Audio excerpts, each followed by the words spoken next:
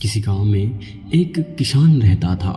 वह रोज सुबह सुबह उठकर दूर झरनों में स्वच्छ पानी लेने जाया करता था। इस काम के लिए वो अपने साथ 2 घड़े ले जाया करता था, जिन्हें वो डंडे में बांधकर अपने कंधों पर दोनों ओर लटका लेता था। उनमें से एक घड़ा कहीं से फूटा हुआ था और दूसरा एकदम सही था। इस वजह से रोज घर पहुंचते पहुंचते किसान के पास 1.5 घड़ा पानी ही बच पाता था, और ऐसा लगभग 2 सालों से चला आ रहा था। सही घड़े को इस बात का घमंड था कि वो पूरा का पूरा पानी घर पहुंचाता है, उसके अंदर कोई कमी नहीं है।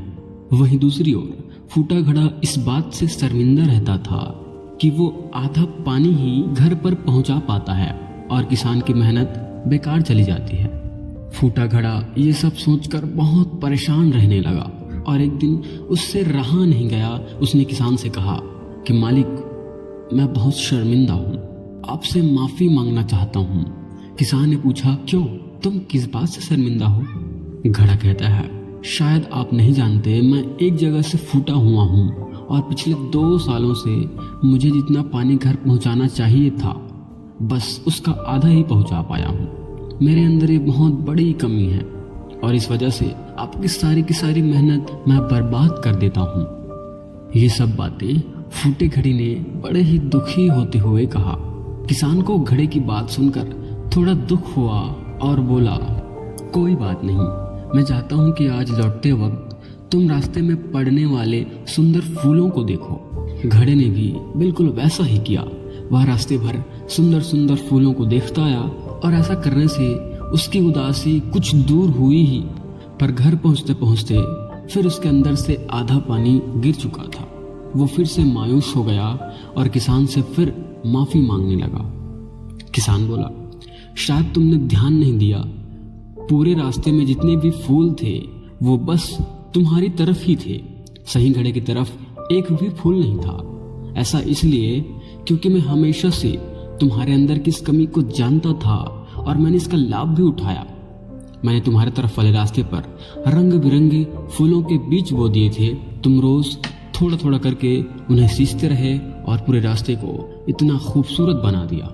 आज तुम्हारी वजह से ही मैं इन फूलों को भगवान को अर्पित कर पाता हूँ और अपना घर सुंदर बना पाता हूँ। तुम ही सोचो, अगर तुम जैसे हो वैसे नहीं होते तो क्या मैं सब कुछ कर पाता?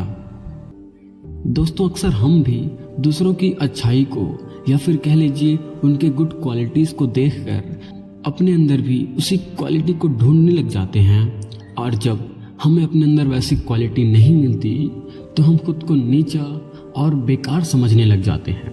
ये भूल जाते हैं कि भगवान ने सबको एक न एक ऐसी चीज़ ज़रूर दी है जो उसे दूसरों से अलग बनाती है। जैसा कि उन दोनों मटकों में था।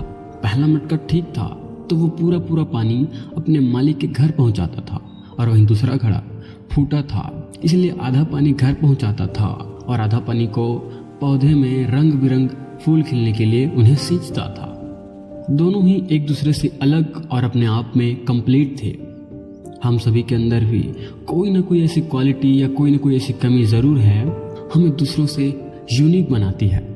उस किसान की तरह हमें भी हर किसी को वो जैसा है उसे वैसे ही स्वीकार करना चाहिए और उसकी अच्छाई की तरफ ध्यान देना चाहिए।